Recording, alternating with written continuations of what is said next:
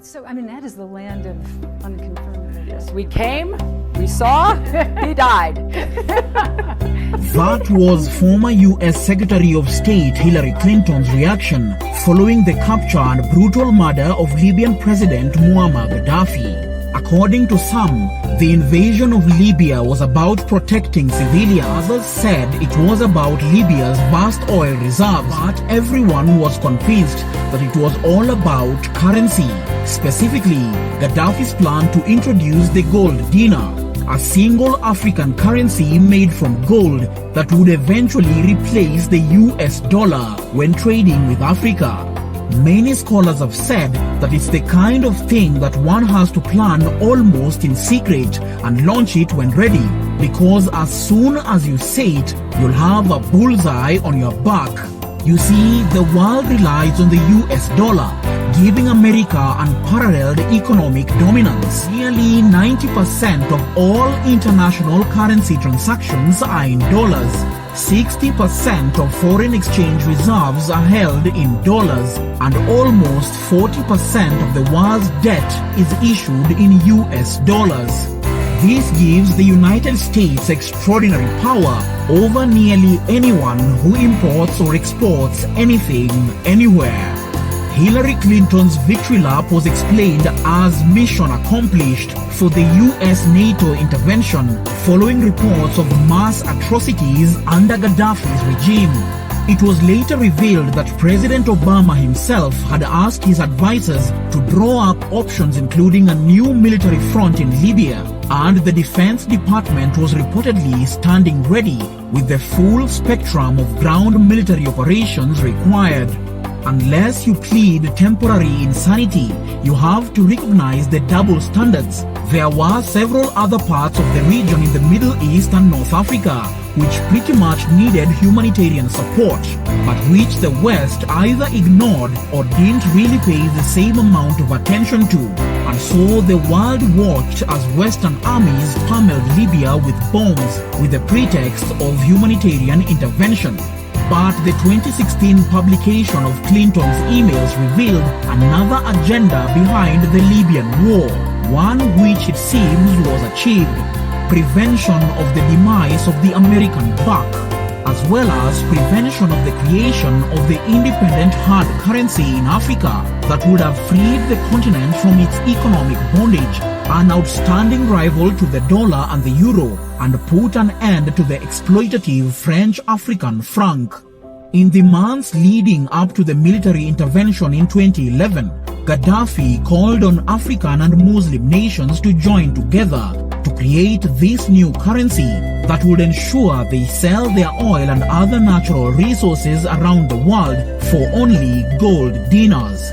It is an idea that would have shifted the economic balance of the world, as countries' wealth would depend on how much gold they have, not how many US dollars they trade or stash.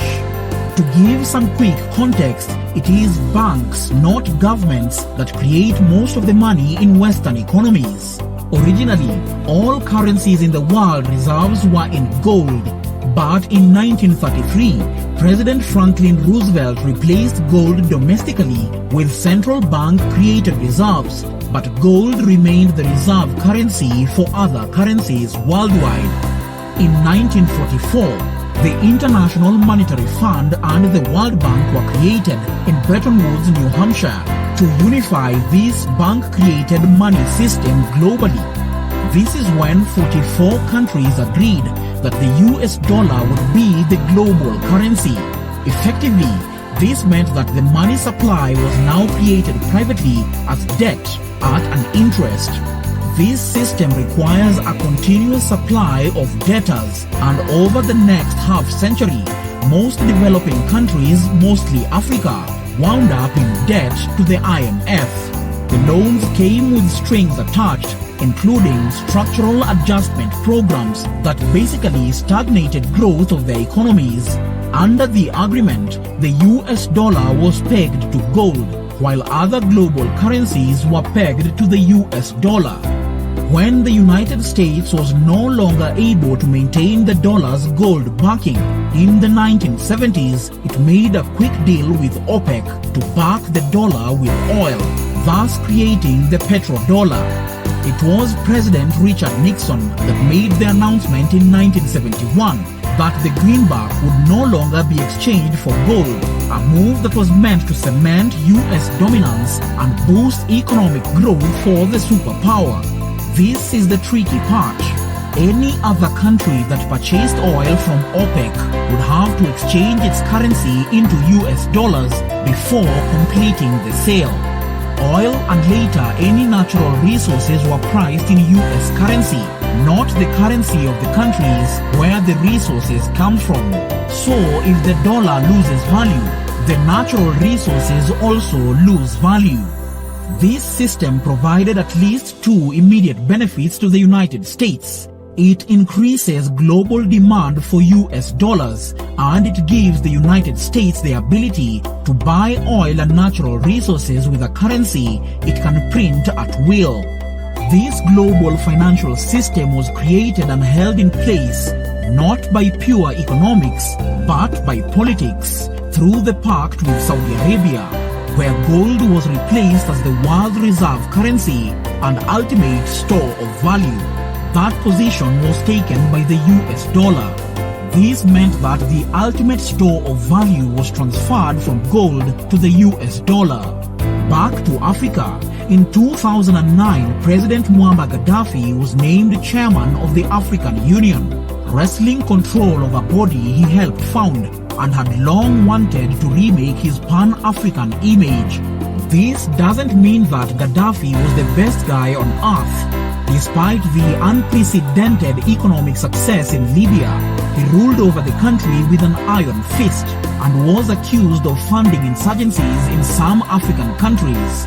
But how he planned to use the post as chairman of the African Union was unclear to the West at the time. In the early 2000s, Gaddafi had tried to improve his relations with Western powers and Western companies by offering to open up key parts of the Libyan economy to foreign investment.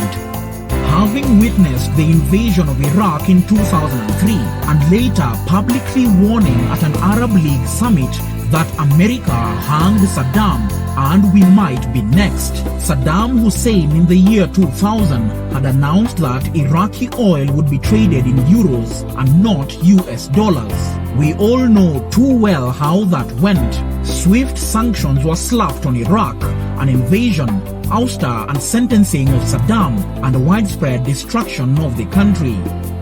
Violent intervention in Iraq was not chiefly about the security of the people, as was claimed. It was about money and oil and the security of global banking. Gaddafi must have thought to himself that with the rest of Africa backing him, his fate would not be condemned to resemble Saddam Hussein's.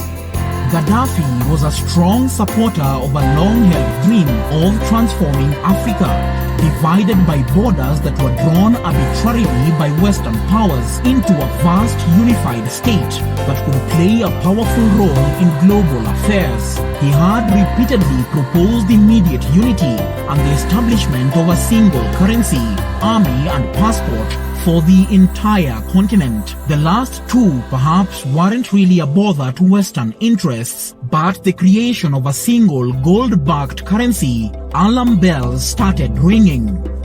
Gaddafi's threatened attempt to establish an independent African currency was not taken lightly by Western interests, and their next moves illustrate the lengths the West will go to protect their interests. In 2011, then French President Nicolas Sarkozy reportedly called the Libyan leader a threat to the financial security of the world. Of the 3,000 emails released from Hillary Clinton's private email server, one of the emails, dated April 2nd, 2011, read in part, "Gaddafi's government holds 143 tons of gold and a similar amount of silver. This gold was accumulated prior to the current rebellion and was intended to be used to establish a Pan-African currency based on the Libyan gold dinar." This plan is designed to provide the Francophone African countries with an alternative to the French franc CFA. This undoubtedly was one of the factors that influenced President Sarkozy's decision to commit France to the invasion on Libya. According to the email, France's plans were driven by the following issues: a desire to gain a greater share of Libya's oil production, increased French presence in North Africa, improve Sarkozy's domestic political situation in France, provide the French military with an opportunity to reassert its position in the world, and lastly, address the concern of the advisors over Gaddafi's long-term plans to replace France as the dominant power in Francophone Africa. Conspicuously absent is any mention of humanitarian concerns. The objectives are money, power and oil, as well as protecting France's stranglehold on Francophone Africa. What made Gaddafi's moves a greater threat to the powers that be was that he did more than just sell his oil in another currency. He had been laying plans for the Pan-African gold currency by 2023 in a bid for African reliance, which would lead to the toppling of the financial system. He had done more than organize an African monetary coup. He had demonstrated that financial independence could be achieved. Gaddafi's most ambitious infrastructure project, the Great Man-Made River, was turning desert regions into a thriving breadbasket for Libya, and the $33 billion project was being funded interest-free with zero foreign debt through Libya's own state-owned bank. That could explain why this critical piece of infrastructure was first to be bombed in 2011. It had been put in the Guinness Book of World Records as the world's largest irrigation system.